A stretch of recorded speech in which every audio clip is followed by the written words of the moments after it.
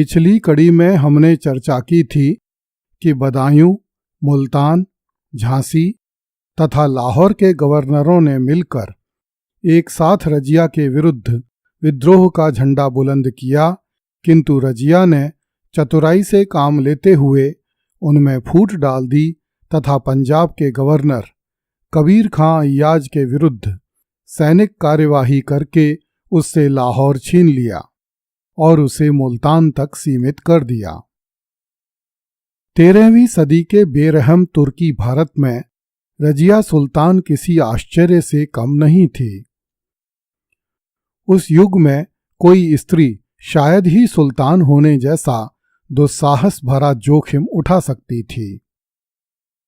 स्त्रियोचित स्वभाव के विपरीत रजिया युद्ध प्रिय थी तथा उसे अपने पिता के समय से ही शासन चलाने का अच्छा अनुभव था। संभवतः पिता की अंतिम इच्छा के कारण भी वह सुल्तान बने रहने की भावना से परिपूर्ण थी।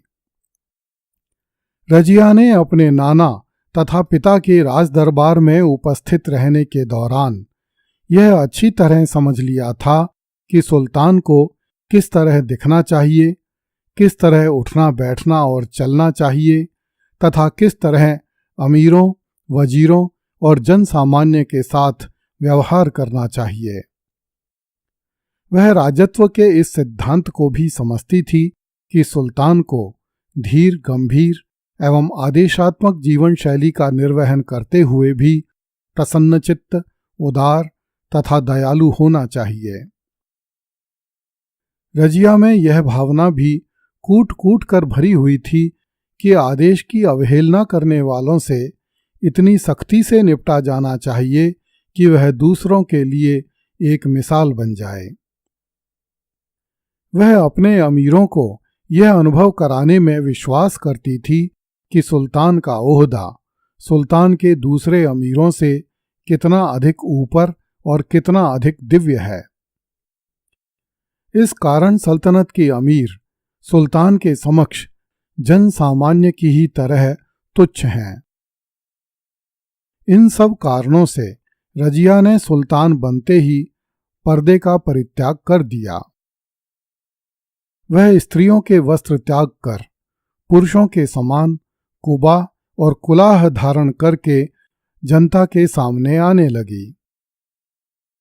कुबा एक तरह का कोट होता था जिसे सुल्तान धारण किया करते थे तथा कुलाह शंकु की तरह दिखने वाली एक गोल टोपी को कहते थे जिसे तुर्की अमीर धारण किया करते थे। रजिया पुरुष अमीरों की तरह शिकार खेलने भी जाने लगी। वह योग्य तथा प्रतिभा संपन्न सुल्तान थी। उसमें अपने विरोधियों का सामना करने तथा अपने राज्य को सुदृढ़ बनाने की इच्छा शक्ति भी थी। मिन्हाज-उस-सिराज ने रजिया के गुणों की भूरी भूरी प्रशंसा की है। उसने लिखा है, वह महान शासक, बुद्धिमान, ईमानदार, उदार, शिक्षा की पोषक, न्याय करने वाली, प्रजापालक तथा युद्ध प्रिय थी। उसमें वे सभी गुण थे जो एक सुल्तान में होने चाहिए, किंतु स्त्री होने के कारण ये सब गुण किस काम के थे। वस्तुतः मिन्हाज ने रजिया के जिन गुणों का उल्लेख किया है, उन गुणों का उल्लेख करना मिन्हाज की नौकरी का हिस्सा माना जाना चाहिए, क्योंकि वह सल्तनत का वेतनभोगी कर्मचारी था। जबकि उस काल के मुल्ला मौलवियों ने रजिया के इन गुणों का किंचित भी उल्लेख नहीं किया है। वास्तविकता यह थी कि यदि यह मान भी लिया जाए कि रजिया में वे सब गुण थे जिनका उल्लेख मिन्हाज ने किया है, किंतु रजिया को इन गुणों के प्रदर्शन के लिए पर्याप्त समय ही नहीं मिला था।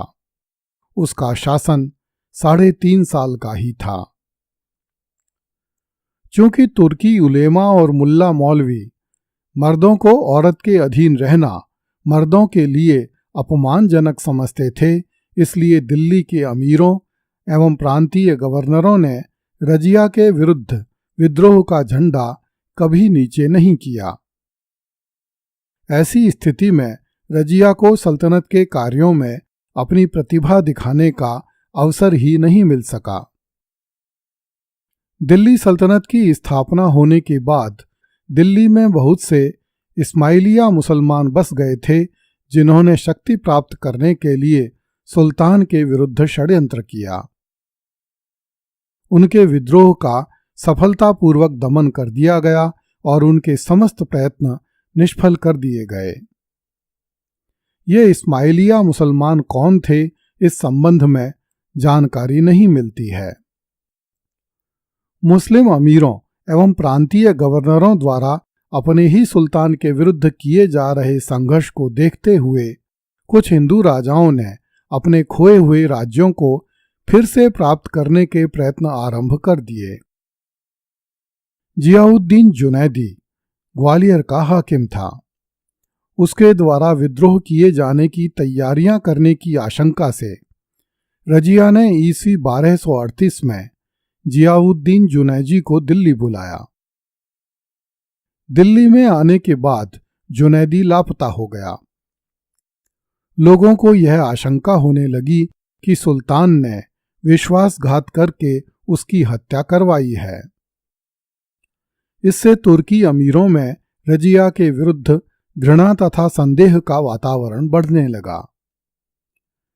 वे रजिया की ओर से शंकित होकर गुप्त रूप से विद्रोह की तैयारियां करने लगे। ऐसी स्थिति में रजिया को अपने महल के भीतर भी सतर्क होकर रहना पड़ा। रजिया की सेवा में एक अबिसीनियाई हबशी गुलाम रहता था, जिसका नाम जमालुद्दीन याकूत था। उसने अत्यंत निष्ठा से रजिया की सेवा की थी। इसलिए सुल्तान बनते ही रजिया ने उसे अमीर आखूर अर्थात घुड़साल का अध्यक्ष बना दिया। रजिया को अपने इस गुलाम के ऊपर इतना अधिक विश्वास था कि वह हर समय उसे अपने साथ रखती। जब वह घुड़सवारी करती तो याकूत का घोड़ा रजिया के ठीक पीछे रहता था। रजिया तथा याकूत के बीच में कोई भी अमीर, सेनापति या मंत्री नहीं चल सकता था। ऐसा लगता था जैसे याकूत रजिया की छाया बन गया था, किंतु वास्तविकता यह थी कि याकूत रजिया की छाया ही नहीं था, अपितु आंख, नाक, कान, तलवार और ढाल का भी काम करता था। वह अपने आप में अकेला होते हुए भी किसी छोटी सेना से कम नहीं था। गुलाम होते हुए भी याकूत को किसी भी समय सुल्तान के समक्ष उपस्थित होने का अधिकार दिया गया था। इस कारण लोगों में रजिया सुल्तान और याकूत के प्रेम का अपवाद प्रचलित हो गया। कहा नहीं जा सकता कि इस बात में कितनी सच्चाई थी, किंतु यह बात स्वयं को उच्च रक्तवंशी मानने वाले तुर्की अमीरों को पसंद नहीं आई। इस कारण राजधानी दिल्ली में रजिया का विरोध तेजी से बढ़ने लगा। दिल्ली की जनता चटखारे ले लेकर याकूत और रजिया के किस्सों को प्रचारित करने लगी। इस कारण वे मन चले जिन्होंने रजिया को प्रेम की देवी मानकर सुल्तान के तख्त पर बैठाया था, रजिया से चिढ़ गए। अगली कड़ी में देखिए, रजिया ने रणथंभौर तथा ग्वालियर के दुर्ग हिंदुओं को सौंप दिए। कृपया इस चैनल को लाइक, सब्सक्राइब एवं शेयर करें। धन्यवाद।